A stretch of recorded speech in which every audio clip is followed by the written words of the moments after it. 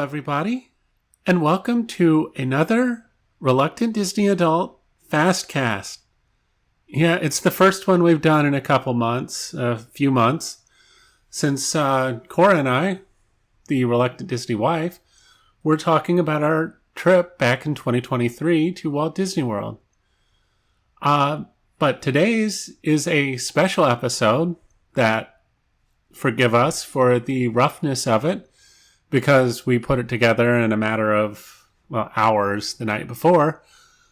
A reaction FastCast to the D23, particularly the Parks and Experiences announcements. Not going to have a lot to say about the movies because it's a whole lot of sequels, a whole bunch of Star Wars stuff. We will have some videos coming up in the next few months, hopefully, about movies, particularly. We've got the Promised Aladdin video for it winning the big tournament back in the spring. And there's also going to be a video about Brad Bird and Andrew Stanton coming up that I'm looking forward to doing. And I hope you're looking forward to watching it. But for right now, we're going to focus in this episode on our thoughts, or my thoughts, because I'm the only one recording this tonight, on D23. And, of course, there's a lot that happened in that presentation.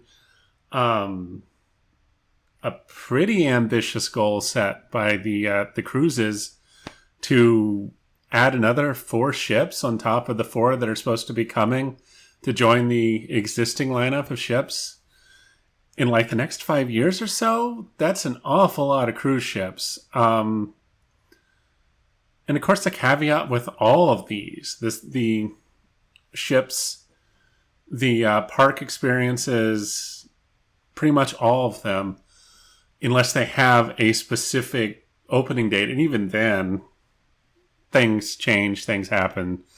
They get moved back. Take it all with a grain of salt. I know that Josh D'Amaro said that everything is shovel ready. Everything is ready to go, that it's in production, that these aren't all blue sky. I mean, that's obvious something that they want to say, considering all those blue sky ideas that have come up. Some of them, which, as we get into it, we're familiar from this presentation.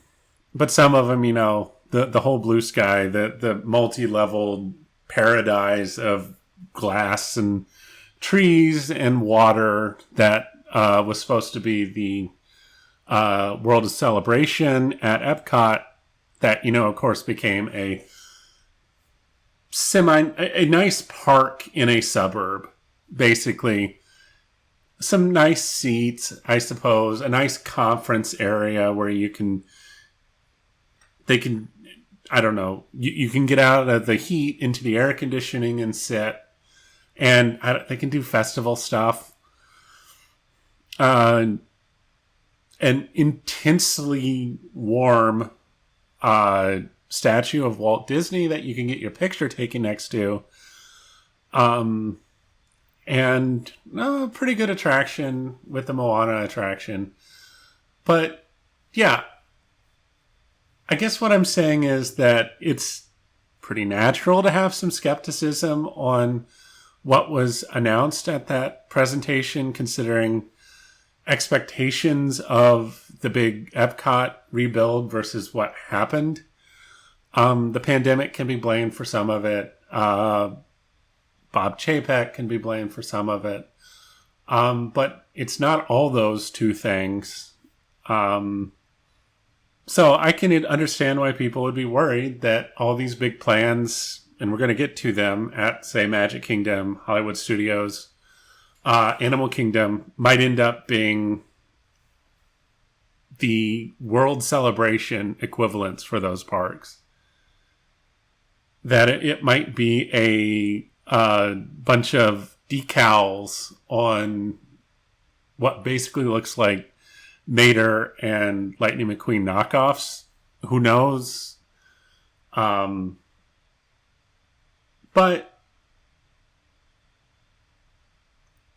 I'm more optimistic. I'm more optimistic that they know that they kind of need to hit some home runs with these additions. Put some stuff in that will help with capacity, particularly at Hollywood Studio, but also at Magic Kingdom.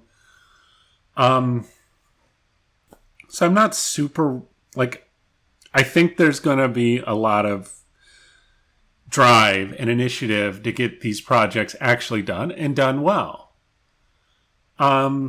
So I guess before we really get into it, though,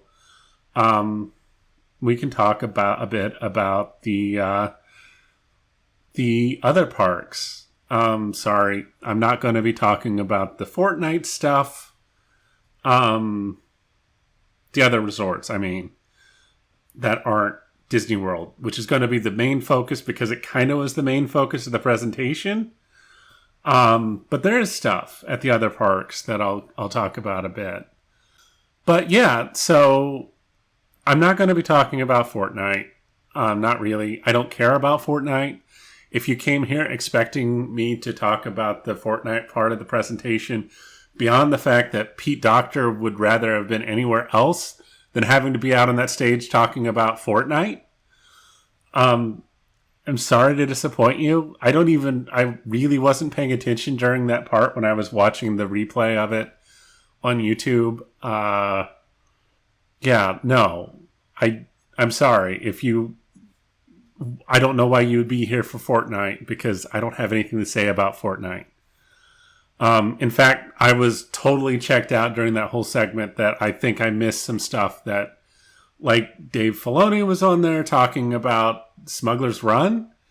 They're going to add some Mandalorian and Grogu to tie in with the movie that's coming out in 2026. So if you're looking for fresh Smugglers Run content, that's coming sometime. So congratulations for that. But again, we'll get to Walt Disney World and the big news for Hollywood Studios shortly. And again, I don't have a lot to talk about the cruises.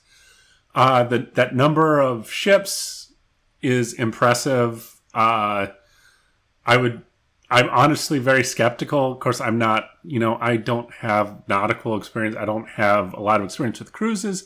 I've never been on a cruise, like a overnight cruise, let alone a Disney cruise. So I just don't.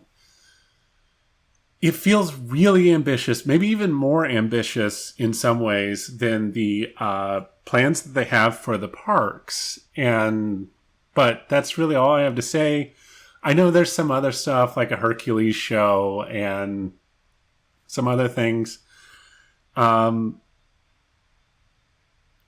frankly, I just don't have... It's just not my area that I was paying attention to.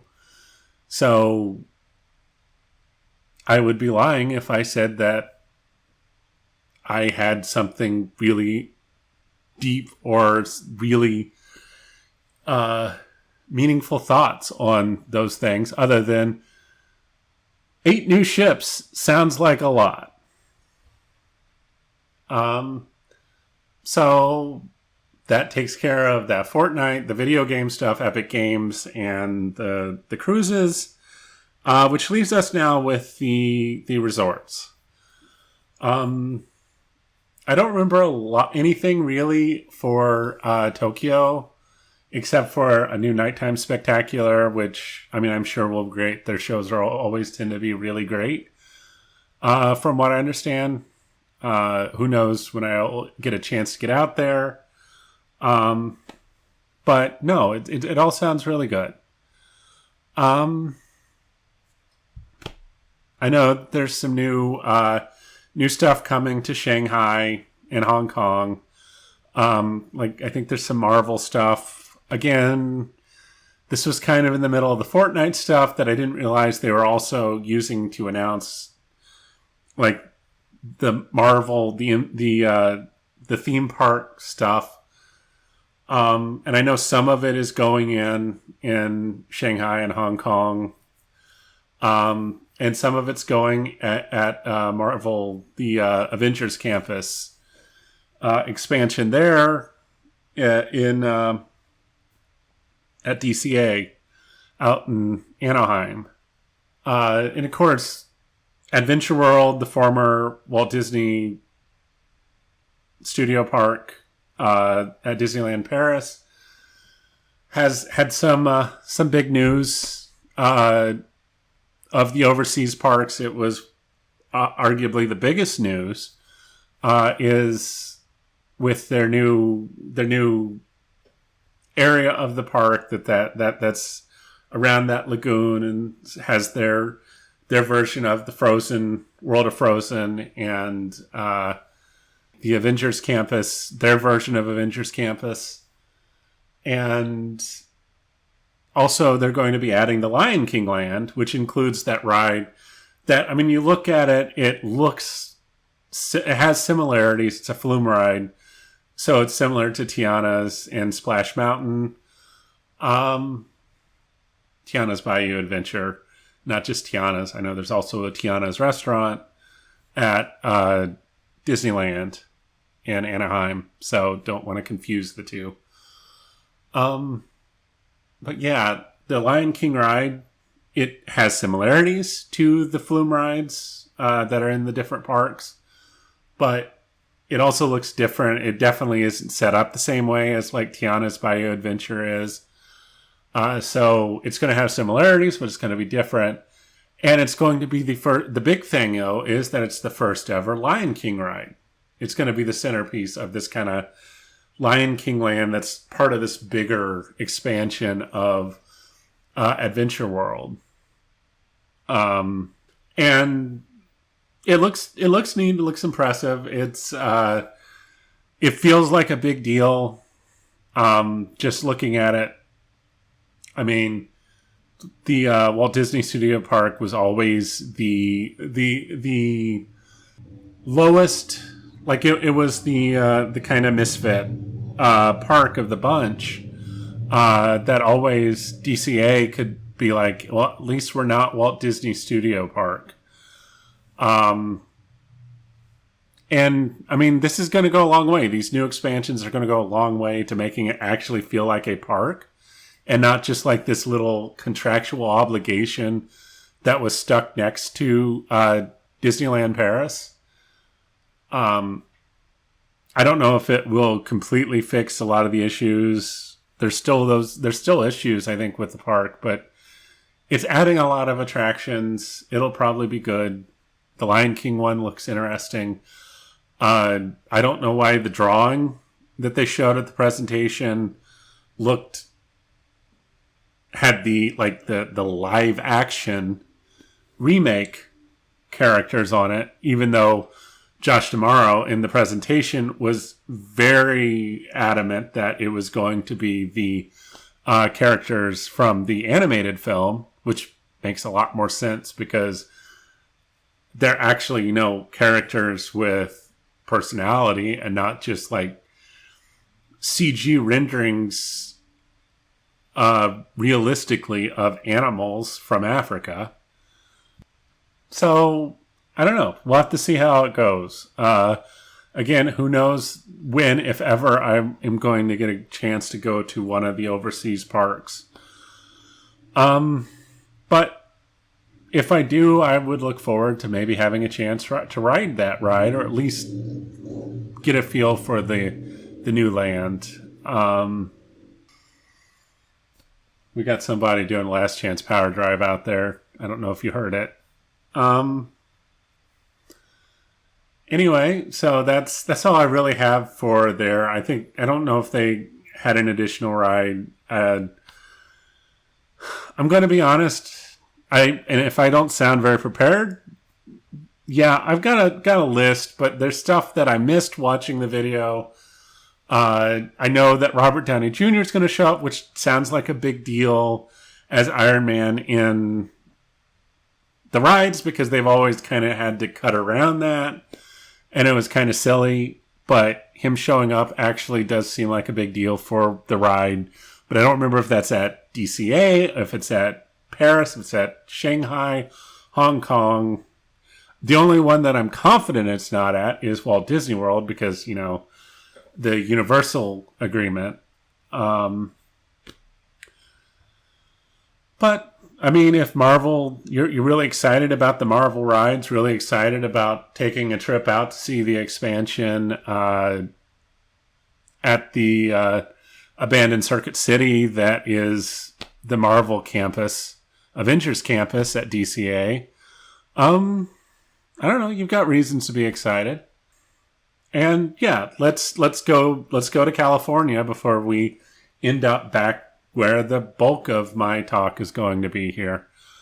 With Disneyland, the original, of course. It didn't sound like there was a lot announced for Disneyland proper in the presentation. Like the two big announcements, the big ride announcement, the big land announcement, I think those are DCA. I don't think the Avatar Land is supposed to be part of Disneyland proper. Of course, Disneyland did have a big announcement. It's not without its own controversy, at least within branches of the Disney family, apparently. But the big announcement that I remember for Disneyland proper was that they were going to be adding a animatronic Walt Disney show that was going to have a debut in the Opera House on Main Street, but then would become a rotation type deal with Great Moments with Mr. Lincoln. I don't know. I have a very complicated relationship towards Walt Disney. He certainly did a lot of interesting things. He certainly had some interesting things about him. He also was kind of a jerk in a lot of ways. And particularly, I don't particularly care for his anti-labor stances, his whole taking it personal during the animator strike, and there's a lot about Walt Disney that's not super great, but the fact still remains, like, he saw Disneyland created. He created this whole thing. I mean, he didn't obviously create amusement parks. And, I mean, there are a lot of people, if you're in Denmark particularly, probably are sitting here and saying, well, he didn't really, or the Netherlands, or honestly, Knott's Berry Farm. Fans of all those places that you could be listening to this and be like, well, what about them? It's not like he single-handedly invented the idea of a theme park, even though Disneyland was the first true theme park, really. Those were amusement parks that had theme elements. I don't really want to get into it. But he started this thing. He started Imagineering, which in and of itself is a big deal.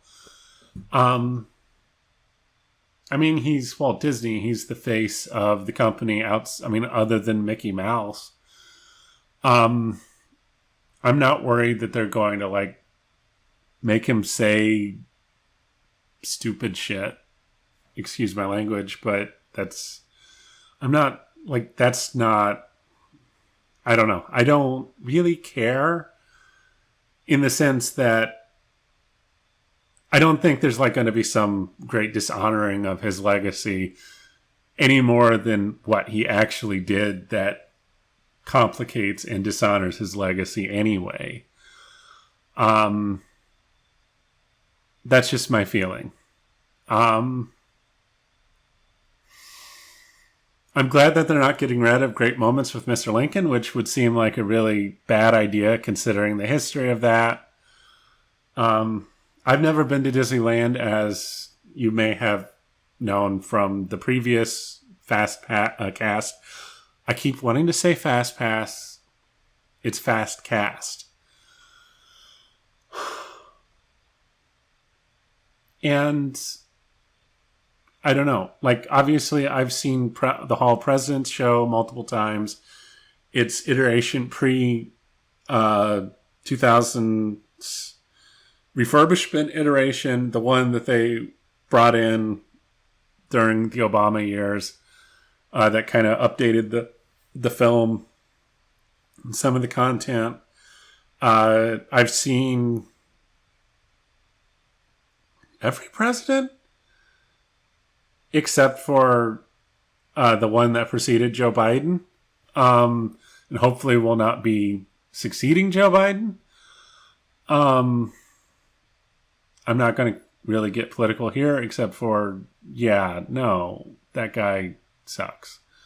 I'm glad that I didn't have to see him speak at the part.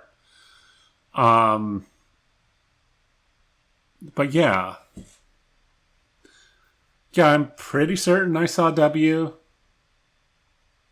I definitely saw Obama when he was there. I saw Clinton and I saw Biden. And I probably saw GHW too. I don't think, like, Reagan would have still been president the first time I was there. Maybe. I don't remember seeing it. I don't know when they started recording the president actually doing his oath. I think Clinton might have been the first. So GHW and Reagan.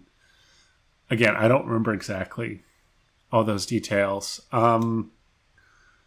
If you're watching this and you want to correct the record for the audience, please do. Please add that in the comments. And also be sure to like and subscribe to this channel.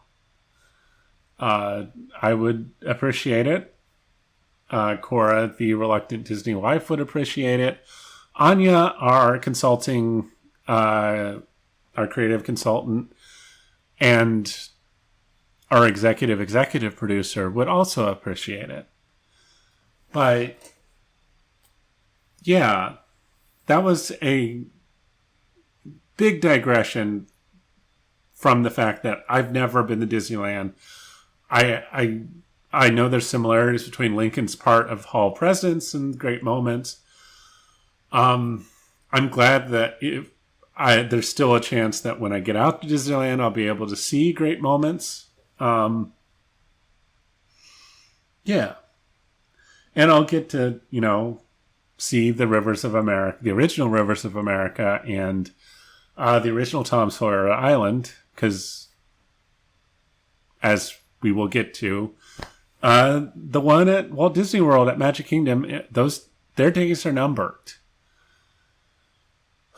So, yeah, I think that was the only real change happening at Disneyland proper.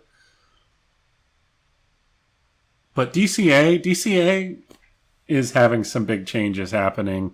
Of course, the expansion, the new ride. I think there might be also an expansion of the Avengers campus there. I don't know. Maybe they're adding an abandoned Best Buy as well as the already existing abandoned Circuit City.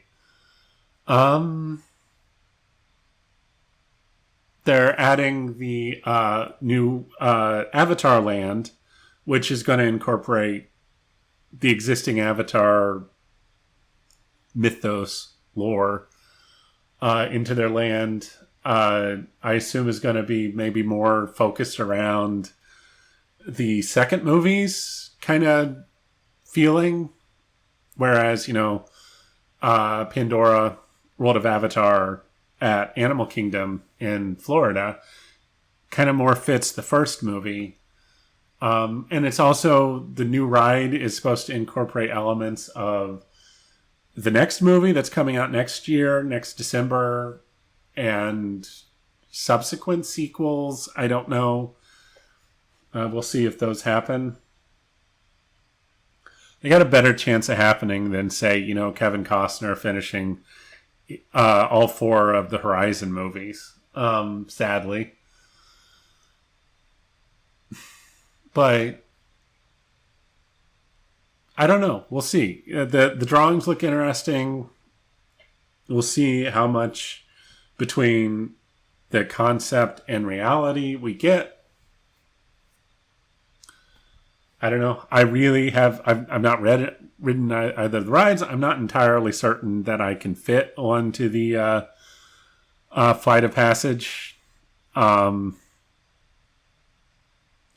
it's just never worked out for the boat ride for me to go the 2 times that I've been there since Avatar opened at Animal Kingdom.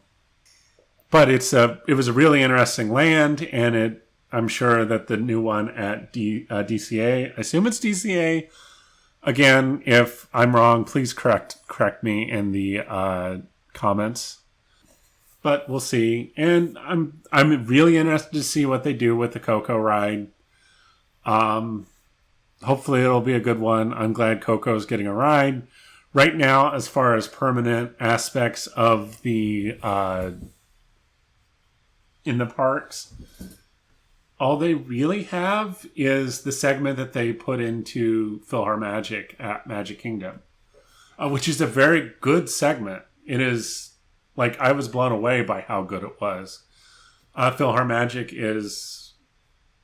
I never did the video about my trip back in the spring this year, so I haven't really talked about it, but PhilharMagic was good. I was surprised at how much I enjoyed it. And not just the Coco scene, although the Coco scene was the best because it's got that beautiful depth to it and just that, like, it's a decade more recent than the rest of PhilharMagic's animation, which is good for its time compared to, I don't know, Chicken Little or whatever would have been in the Pipeworks at the animation studio for CG animation looked. So I'm glad that it's getting a ride, and it makes sense that it'd be at DCA. I didn't know if they were going to try to shoehorn it in at the land at Animal Kingdom, which we'll talk about. It doesn't look like that's what's happening. I know there was some talk, blue sky talk, about Coco being part of the Beyond Big Thunder at Disney World. Given what they announced this weekend for Magic Kingdom, it seems unlikely that Coco's going to be showing up there. Certainly not anytime soon. But yeah, I'm excited for that. And I think that was all. Like, there might have been some other smaller stuff, but I think that was pretty much the big thing. I mean, obviously, the Smugglers Run changes affects Disneyland's Galaxy's Edge, Star Wars Land. But it also affects Hollywood Studios' Star Wars Land. So I'm not really going to talk about it because, again, I already talked about it. So, yeah. Anyway,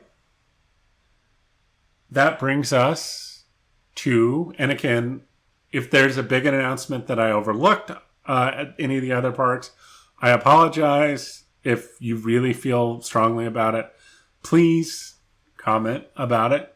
And, yeah. So let's get to the meat of this, which is Walt Disney World, which was honestly the meat of the presentation when they weren't doing, entertainment, which it's a big show at an arena. Of course, they're going to have the entertainment. Going to have Billy Crystal awkwardly singing a song, a context-appropriate version of the song from Monsters, Inc., which felt really awkward because John Goodman wasn't there or anyone else wasn't there. He was just doing it solo. I don't know what the story was there. But yeah, let's have some order to this. We'll start with the park that has the least going on that was announced there, which is EPCOT. Of course, EPCOT has already had their big their big makeover, their big facelift, which means that anyone who was hoping for Cherry Tree Lane to resurface, the Play Pavilion to resurface, the Spaceship Earth renovation to resurface. I was on that. Spaceship Earth is a great ride. The Spaceship Earth itself is amazing. I walked under it for the first time in like a decade back in April. Would have been right at the end of April. And I teared up. It was like seeing an old friend. But the interior of that ride, it's still an experience. It's still a good thing. You still have the smell of the sack of Rome, all the stuff that people always talk about. But it needed it. I mean, it's probably not going to get it. Certainly not been announced. I guess you got the test track refurbishment, remodeling, reimagining. It looks like they're going to add trees. It's going to look something similar to what they had before in the original version, probably without some of the more troublesome features. I'm looking at the heat area.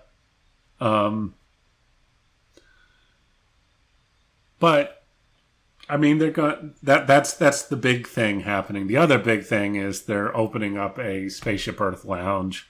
I guess it was the corporate hospitality lounge for Siemens. It's no longer used, or was being used as that. So they're going to open it up to the public, and it's going to be this lounge.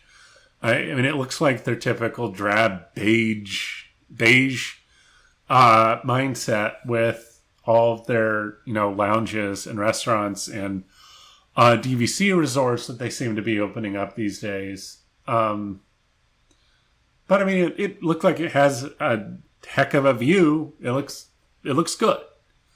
That was really it for Epcot. I mean, they had their big hullabaloo. I mean, they opened 2 new rides.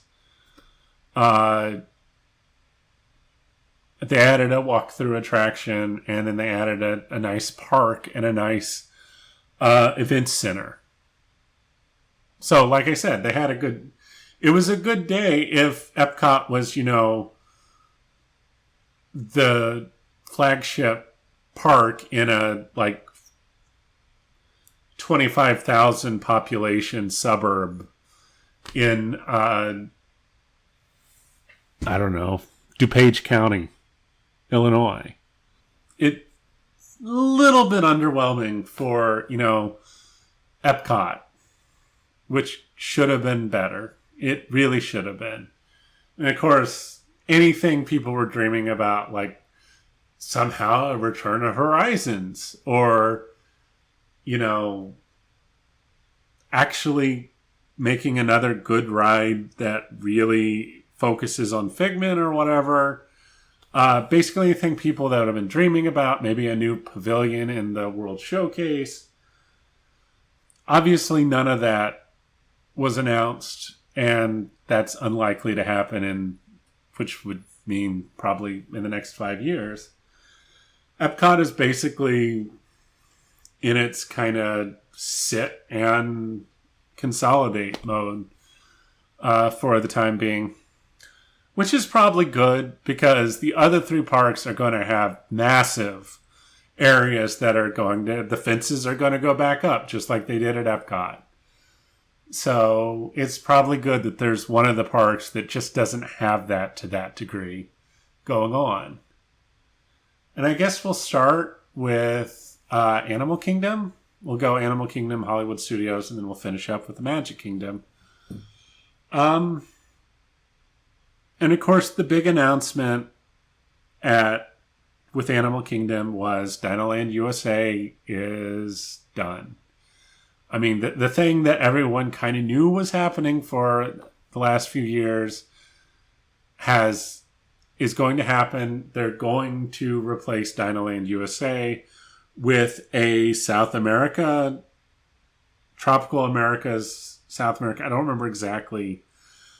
Area that is going to be kind of how they have Harambe, they have the Asia, they have the Africa area and the Asia area with, an authentic feeling, but fictional community centered where acting as the hub for the land with the attractions and the dining and the shopping all there and themed to that.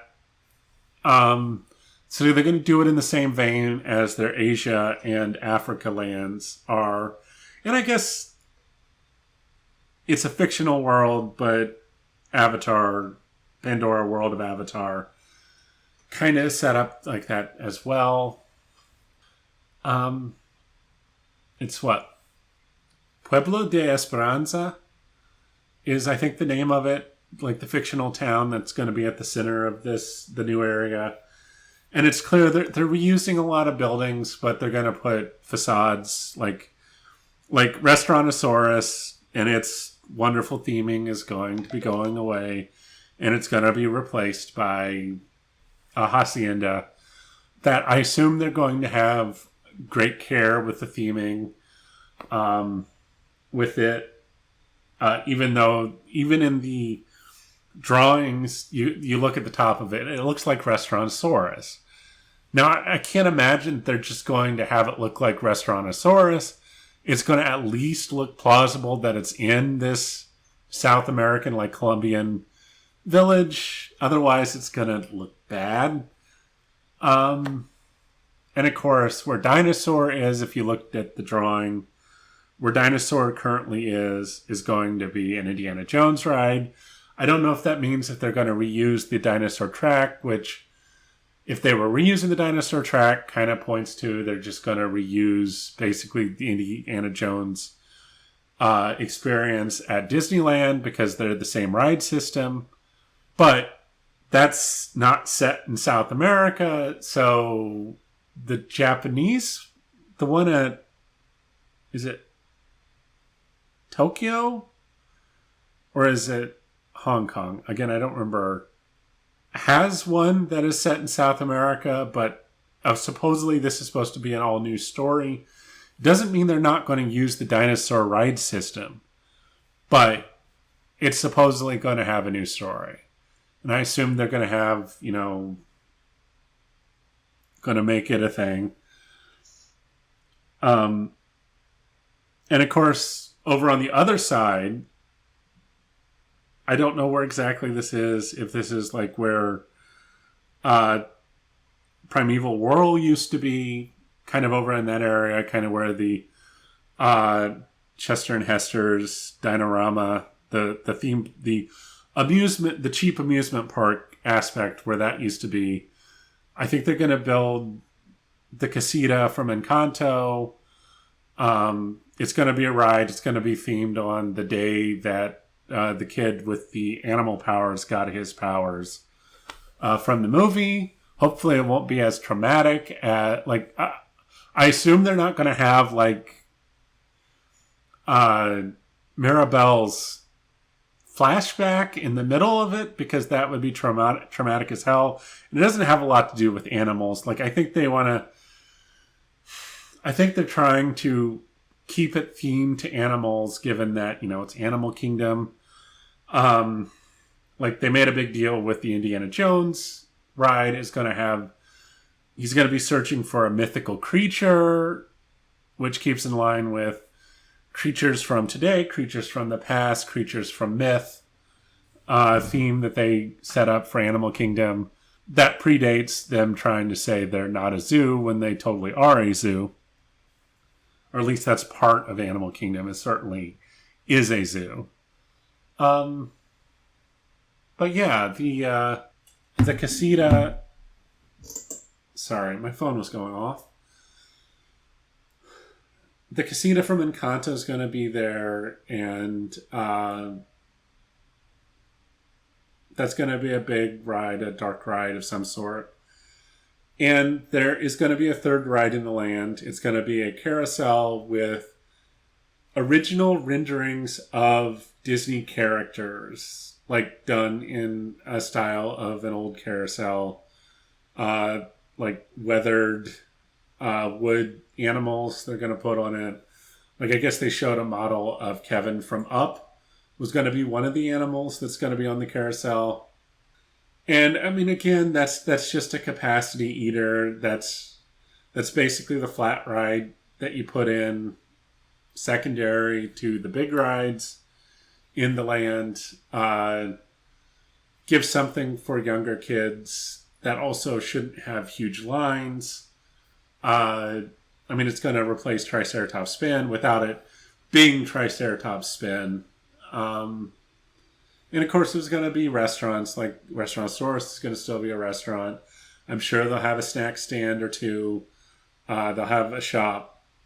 Like Chester and Hester's shop is probably just going to be like, I don't know, an Encanto themed.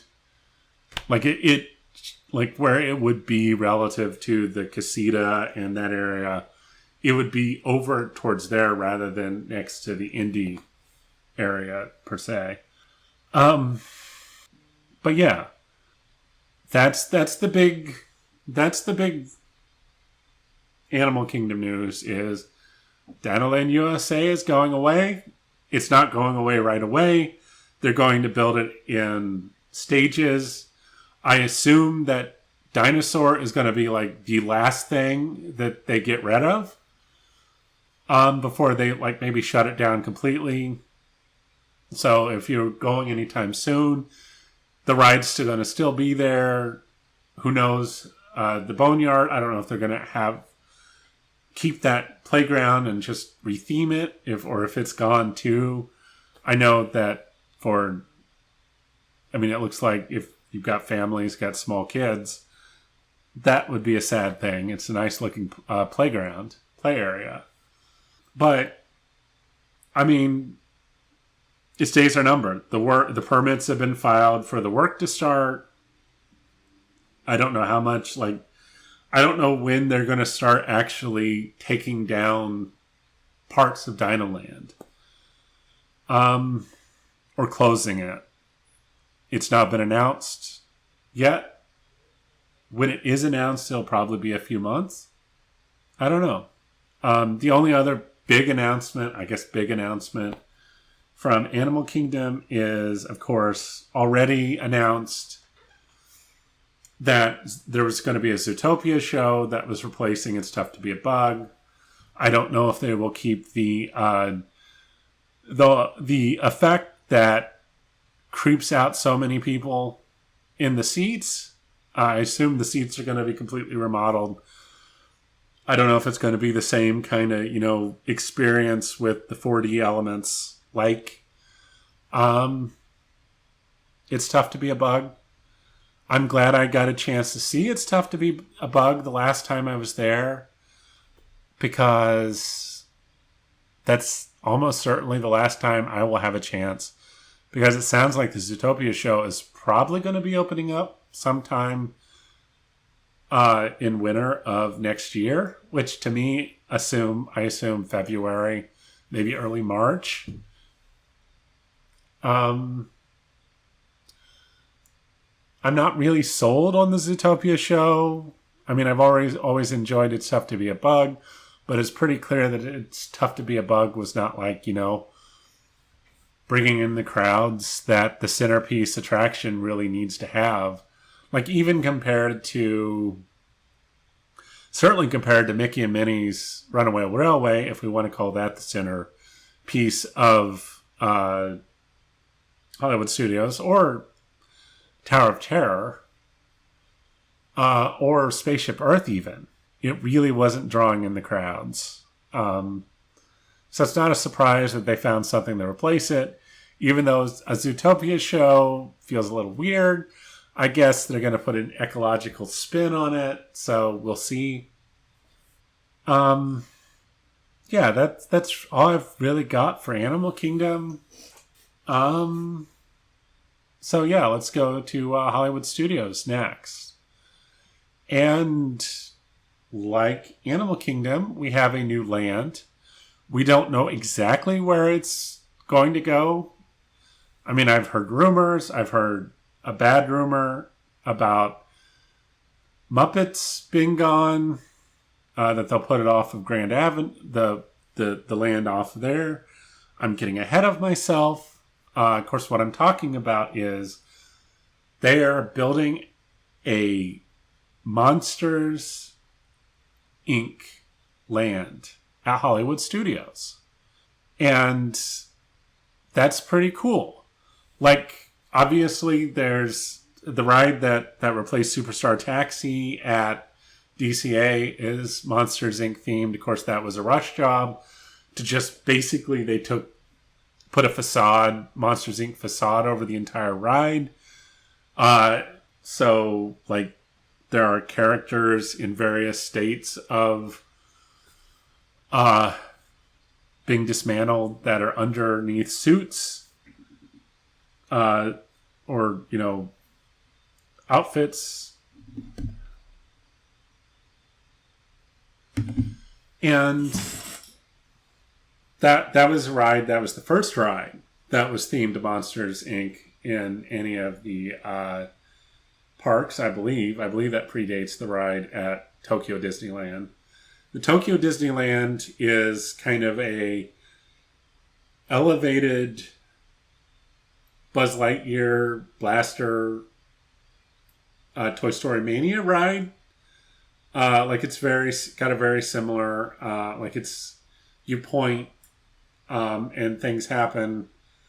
And of course it's a Tokyo Disneyland ride. So it's impressive and kind of annoying that they have that and the flagship parks don't have things like that.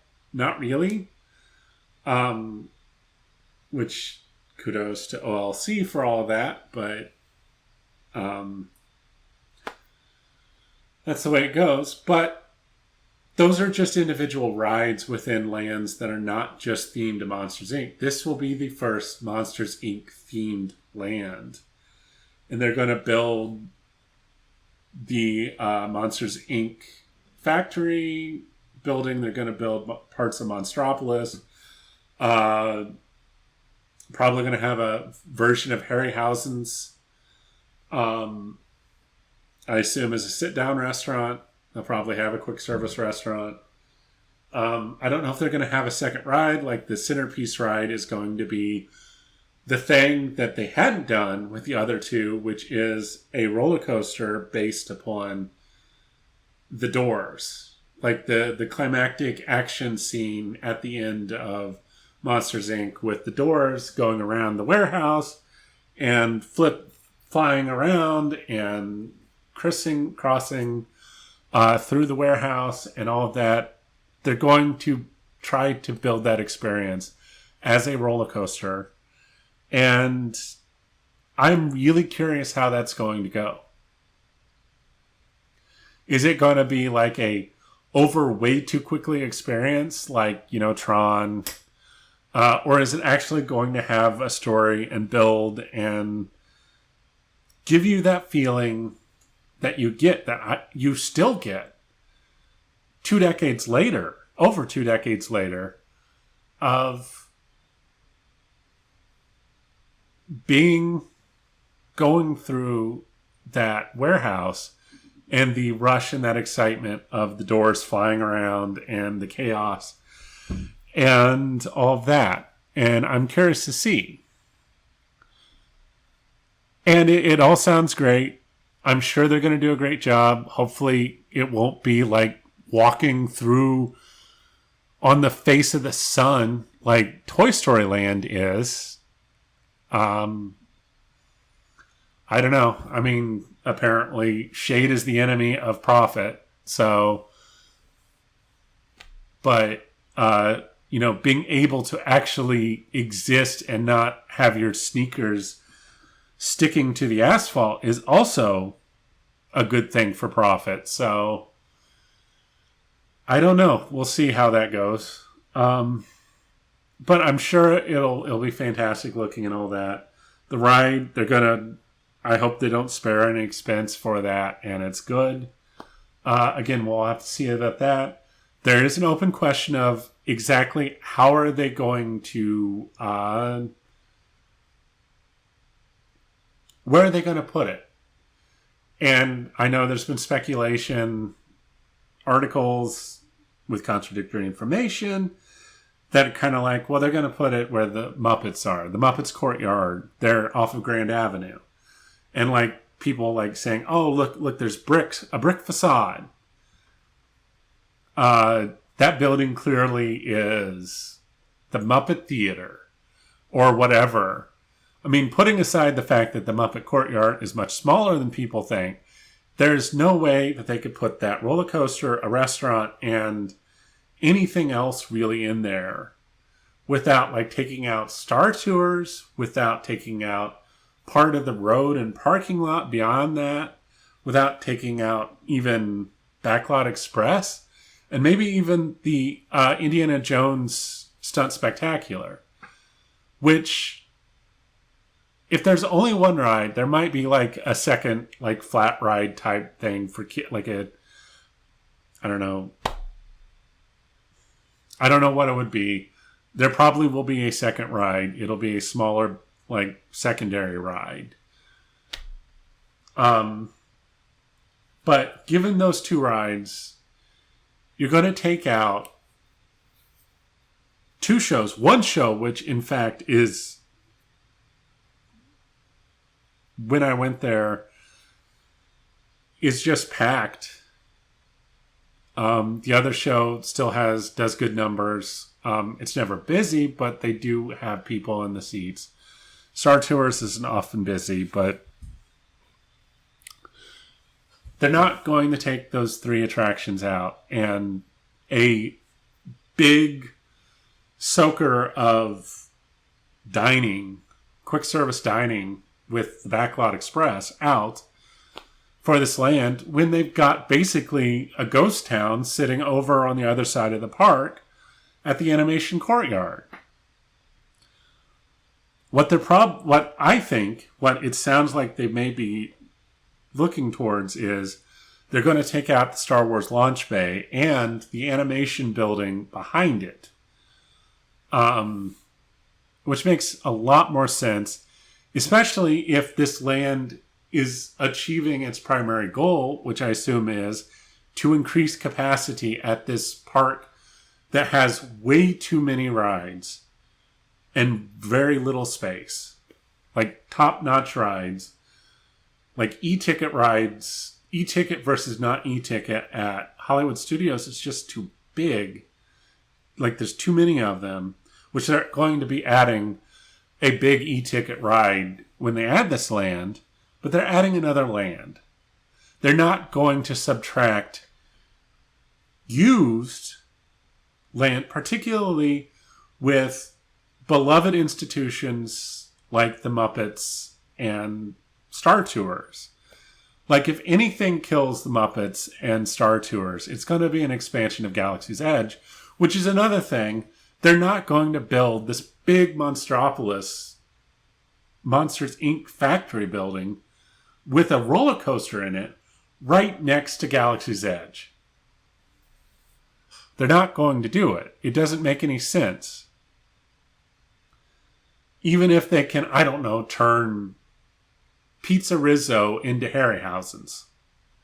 Or Mama Melrose's into Harryhausen's. Which doesn't make any sense. They're not going to do that. But anyway, that's the big change at Hollywood Studios. I'm really interested. I hope that they announce soon, and hopefully that it's not that they're going to wreck, the last thing that Jim Henson worked on, the last thing, the thing that premiered last. I don't remember exactly, that he did the voice for Kermit and other characters.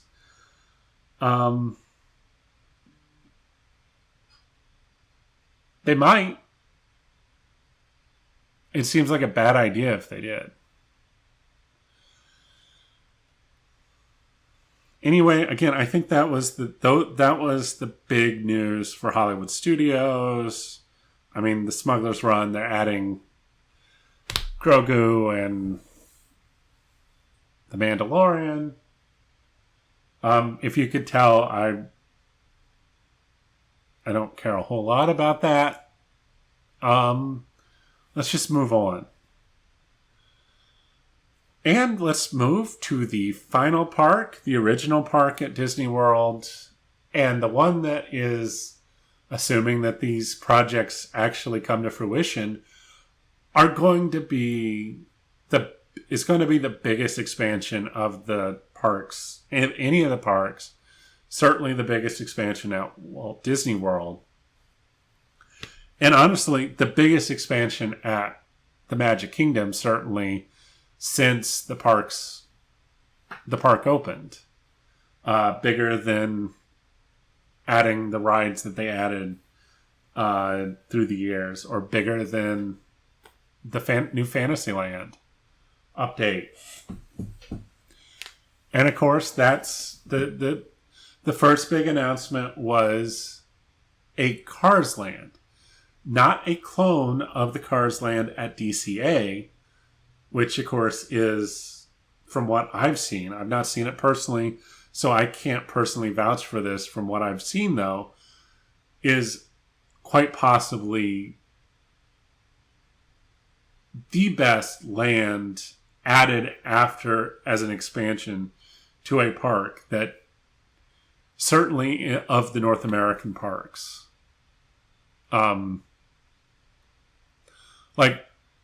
Fantasy Springs, I think it would be hard to say, isn't the best expansion added ever to a Disney park from what I've seen.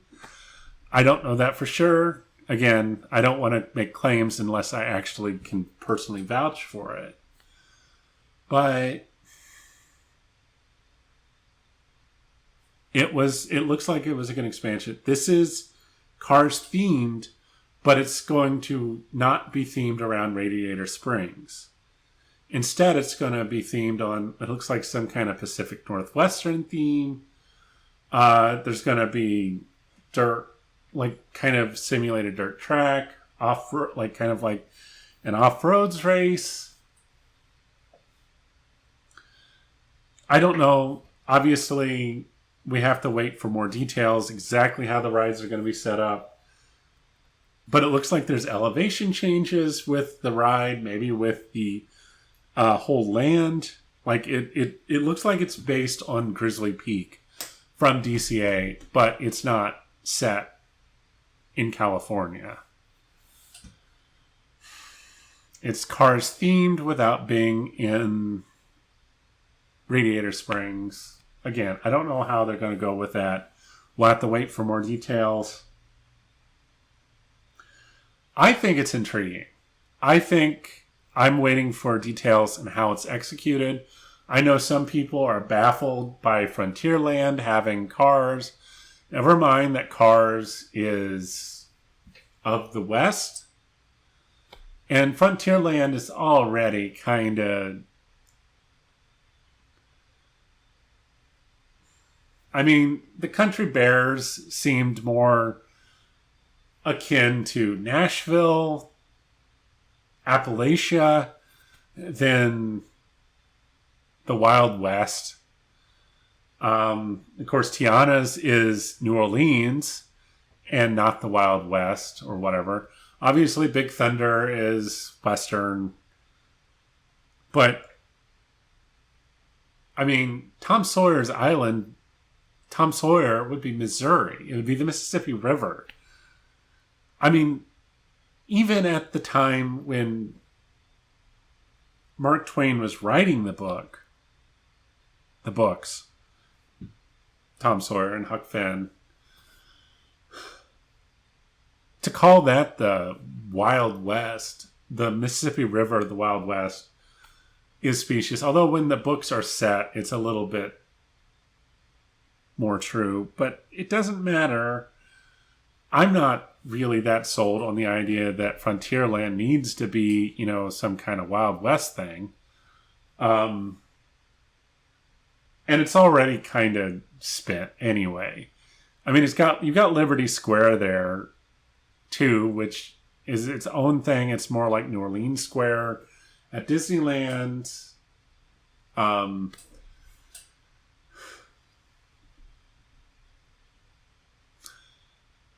I think Cars fits. I think it fits better than pretty much any other property that could go in there that would make sense from a business standpoint. And Magic Kingdom needs capacity.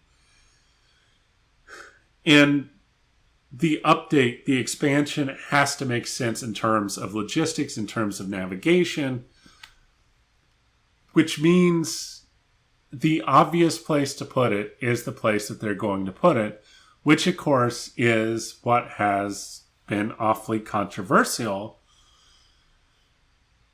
from just watching people react to the news, is that Tom Sawyer's Island is going away and the Rivers of America, which includes the Liberty Bell steamboat, are going to be retired. They're going to drain the Rivers of America and get rid of it. Now, they're going to, I'm 100% confident.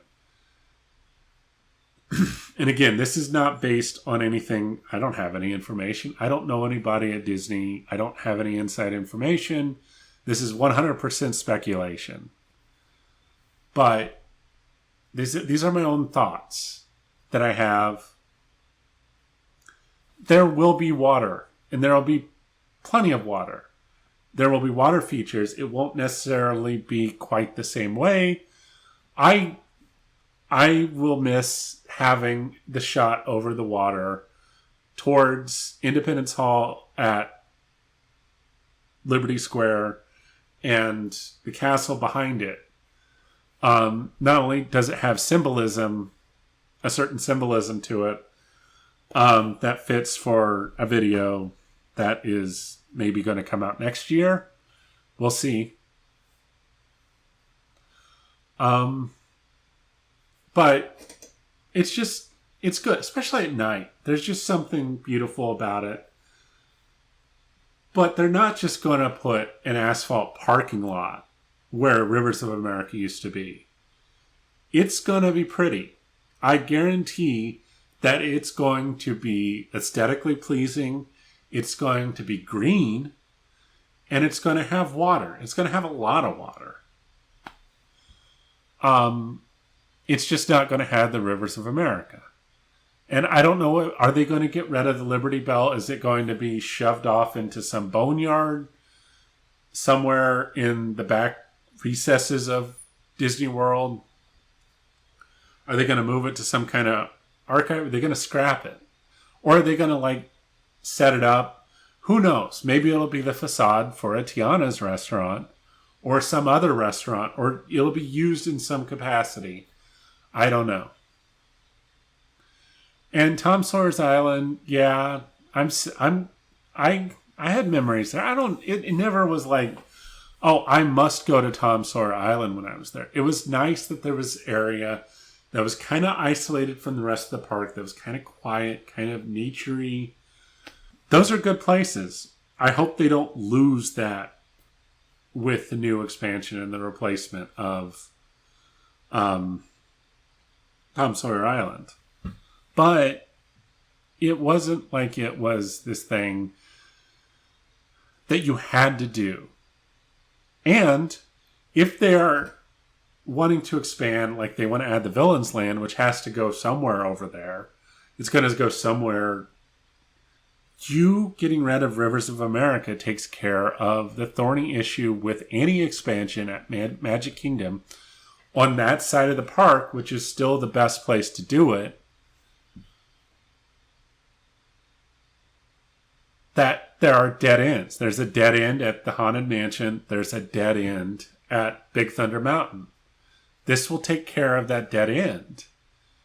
And it just makes sense. It's reclaiming a lot of territory that is used for two attractions that are not really high capacity. They're not really high valued attractions, is the way that I would put it. They're also not the original attractions. Those are at Disneyland. Those aren't going anywhere.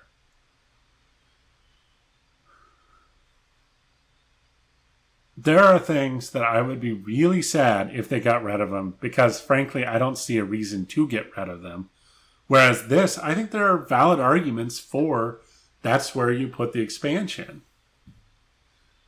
Like if they got rid of the People Mover at Disney World, at Magic Kingdom, I would be irate. I would be irate in a way that probably is more so than a ride at a theme park probably warrants. But the People Mover means a lot more to me than Tom Sawyer Island and the Liberty Bell. The last time I rode the Liberty Bell, I sat inside because I was probably pushing myself in hot weather a little bit too much. That was a bad idea because there was no air, no breeze or anything in that inside seating area. It was miserable. Someone decided out on the, I don't know, kind of like a thing on the deck of the ship that was flat. They decided that was as good a time as any to change their child's diaper. I mean, I guess they'll have to find somewhere else because I doubt that you're going to be changing any diapers on the Cars ride. I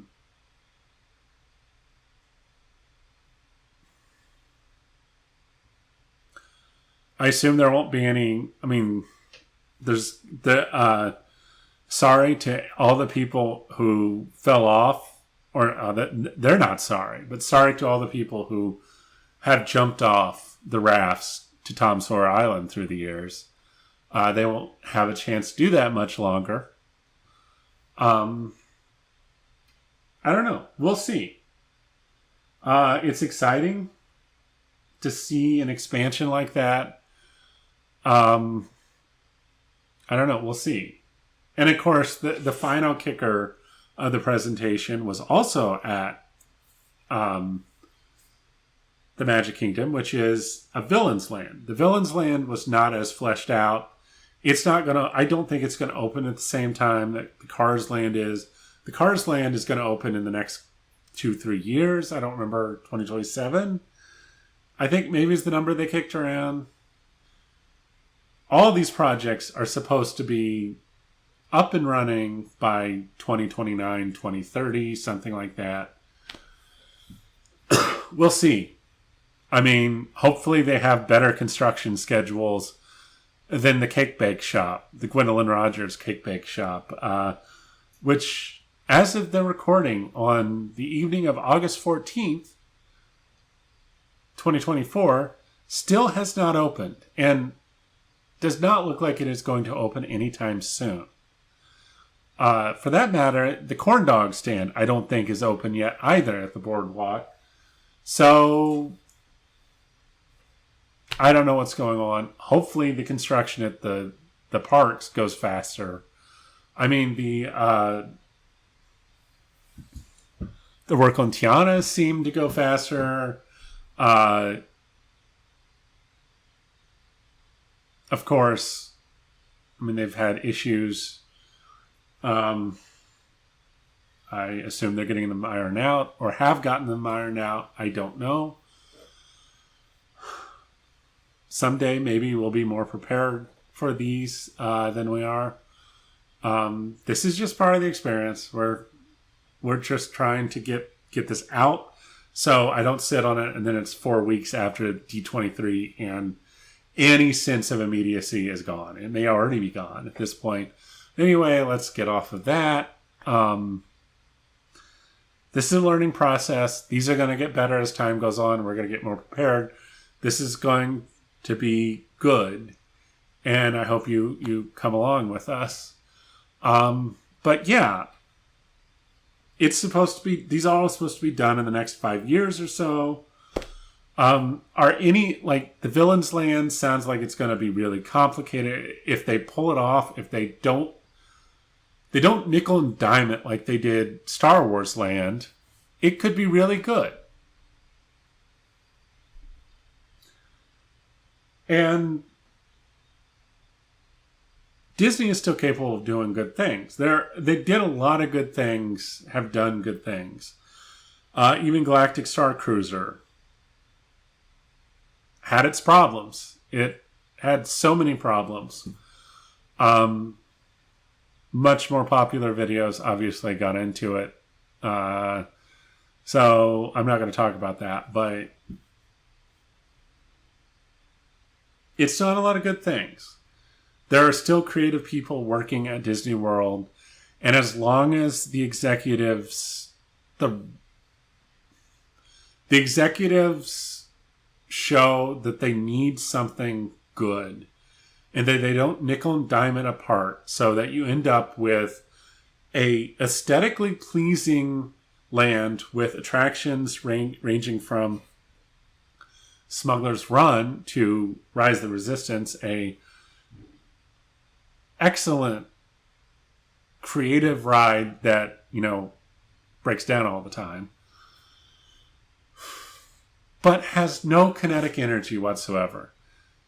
Hopefully, Cars Land and the Villains Land at Magic Kingdom will have kinetic energy, because whatever you will say about the Liberty Bell and Tom Sawyer Island, there is kinetic energy with those. And that is the important thing. That is always the important thing about these parks, is that they have to have this energy.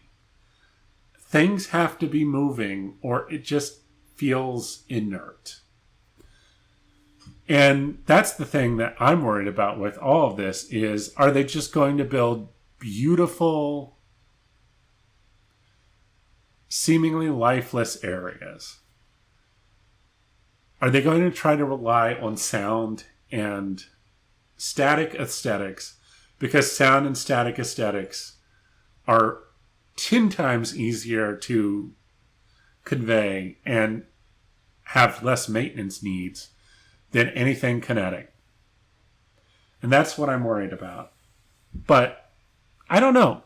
I think there's some people who know what they're doing in this. I don't think it's going to be completely Bob Chapek era nickel and diming. We'll see. Only time will tell. Is any of these things going in at Walt Disney World going to be a Epic Universe killer? No. I mean, these aren't going to be opening for a few years. I think some of these decisions were made with Epic Universe is always going to be part of the... Yeah, Epic Universe is going to be part of these decisions. Taken on their own, none of these are what I would call an Epic Universe killer. I don't think that's how Disney operates their parks. I mean, it is interesting that their primary focus seems to be on expanding at Walt Disney World. But that makes sense because Disney Sea just had a big expansion. Disney Hong Kong has had some expansion. Shanghai. Disneyland Paris is going through their big... with Adventure World is going through their big glow up. And of course, EPCOT is done. And Disneyland, DCA is going to have some big changes. I don't know if there's going to be a third gate added in Anaheim. I don't know if they're going to add an additional land or two to Disneyland. Whatever's happening there is probably going to be down the road. I don't know. It was a very exciting presentation. I know I didn't really talk about the presentation itself, like the show, all of that. I don't know. Do you want me to talk about what I think about John Stamos singing "When You Wish Upon a Star" or whatever he sang? He sang a Disney staple. I'm not going to talk about that. I don't. It was whatever. I mean, I was really watching it for the announcements because that's what we do here. It did seem like it was well tailored to its audience. Josh D'Amaro didn't seem anywhere near as awkward in the presentation as he is in the videos. I hope that they're going to be putting new videos out at Disney World, like the welcome videos in your room, because that stale old video that they've been using, that he's awkward, it's a weird, awkward video. They've got these influencers I've never heard of, and I mean, they're talking about a lot of lands that have had new attractions open up since that video came out. Like, Guardians of the Galaxy is not in the video. Mickey and Minnie, I don't remember if it's in the video. Like, the new, fresh attraction at Walt Disney World when that video was made was Remy's Adventure. So Tiana's is not on there. The video still points to Splash Mountain. Tron's not on there. Guardians of the Galaxy's not on there. Yeah, it's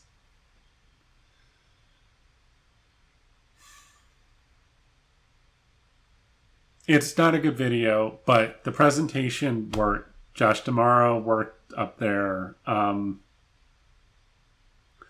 entertainment was fine.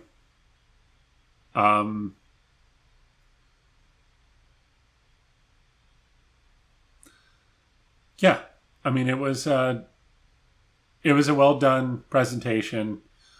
I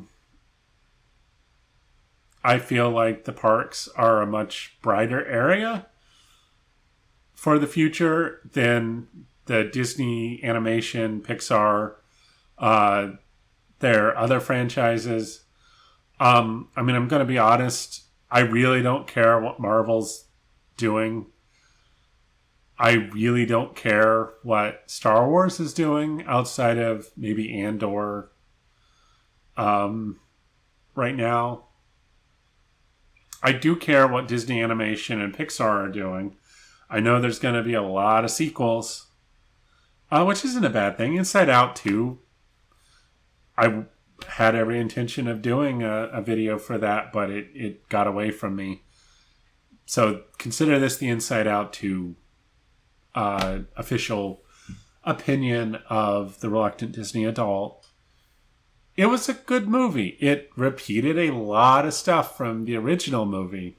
And it played fast and loose with dealing with anxiety, a thing that anyone who has anxiety knows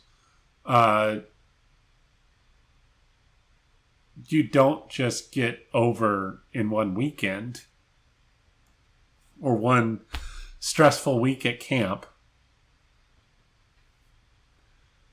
So I have some problems with the movie there, but it's an entertaining movie.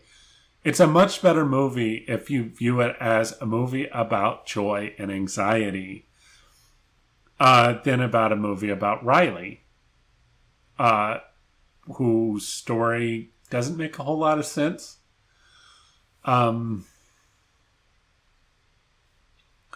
no, it was a good movie. I enjoyed it. It was funny.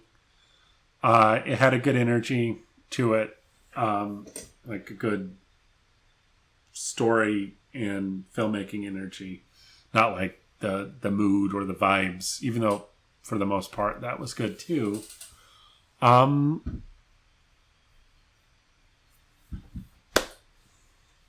sequels aren't a bad thing. I mean, the Toy Story sequels have all been pretty good. Toy Story 5 will probably be good, or at least good enough.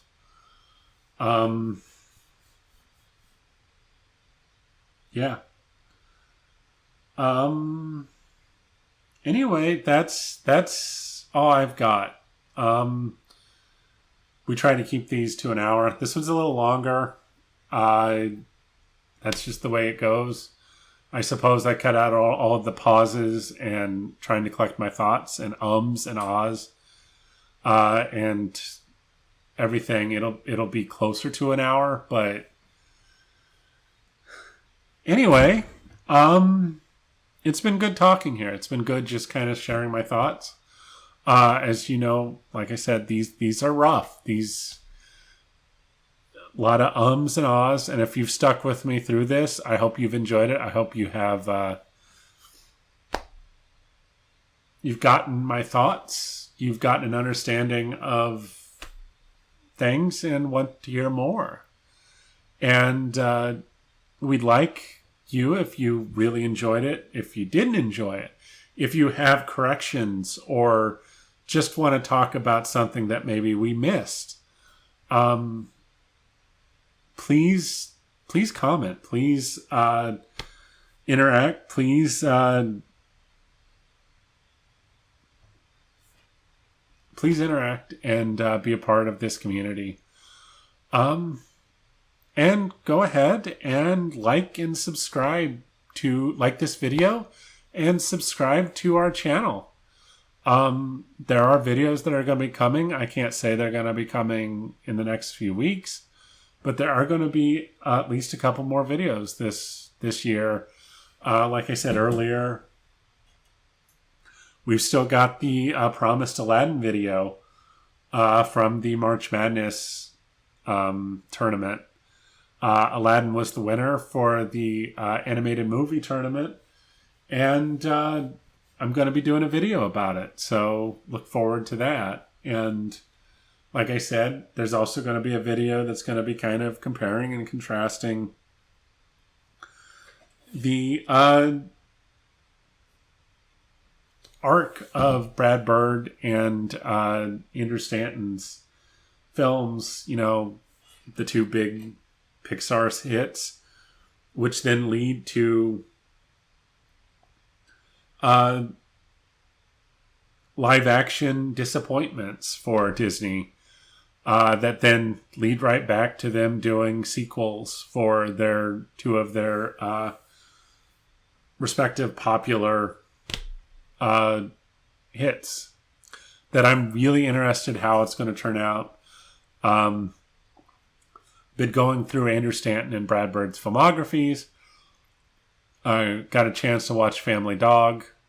Obviously not the TV show, which Brad Bird was against and has nothing to do with, but the Amazing Stories episode that he directed. And honestly, it gives me an excuse probably to talk a bit about the Fox and the Hound production, which is a far more interesting story than the movie actually is. And honestly, probably should be its own video. I just don't know if I have the investigative chops to really give that one its due. But anyway, I hope you are looking forward to those videos. And stay tuned also in the next few weeks. I think there might be some announcements we're going to have for FastCasts. Hopefully not hour-and-a-half long FastCasts every couple weeks, but I am hoping to make this a more regular feature. So always great opportunities for getting better and better every day. It's a great, big, beautiful tomorrow, I guess is the way that I would put it, in an appropriate manner. So, yeah, like I said, like and subscribe, and we'll see you next time here at the Reluctant Disney Adult. Enjoy the rest of your day.